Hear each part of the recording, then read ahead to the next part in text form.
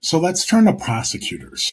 You have cases like Derek Chauvin in the George Floyd murder, who was actually prosecuted and was actually convicted, right? But he's basically, that case is the exception that proves the rule.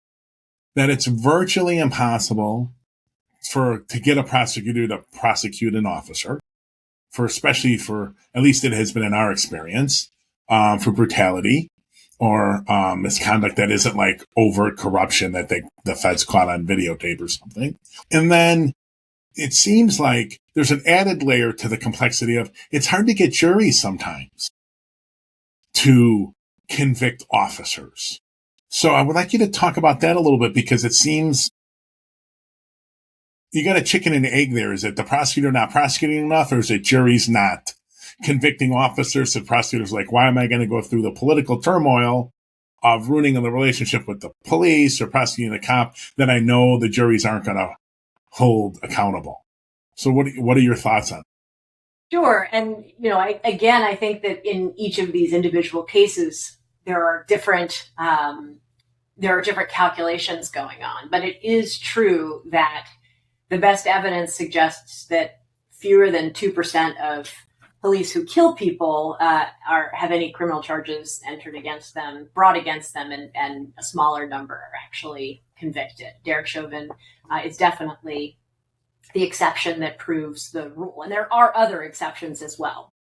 I think that the cases where you see criminal prosecutions tend to be ones where there has been a lot of focus and attention given to the case, or the case is one involving, sexual assault,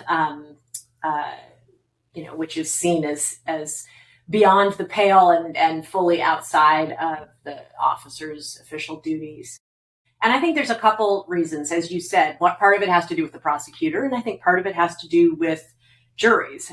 Prosecutors have different paths that they take toward bringing criminal charges. Sometimes they need to present it to a grand jury. Sometimes they can make the decision on their own. But no matter the circumstance, there's a general view that prosecutors are hesitant to prosecute officers who they often rely upon to get criminal convictions in other cases. And there's a fear that those officers will no longer help the prosecutor, or that the officers in that department will revolt.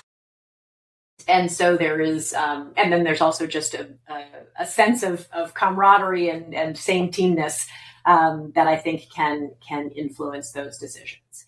But you're also right that there's a jury. The juries play a role as well, and there have been many cases, notable cases, where prosecutions have gone forward, but there has been a finding of no guilt or a hung jury, even in cases that have very, very strong evidence. And I think that part of that has to do with a very long-standing trust and reliance in law enforcement. Law enforcement officers have been among the top 3 trusted professions for a long time, according to Pew's surveys.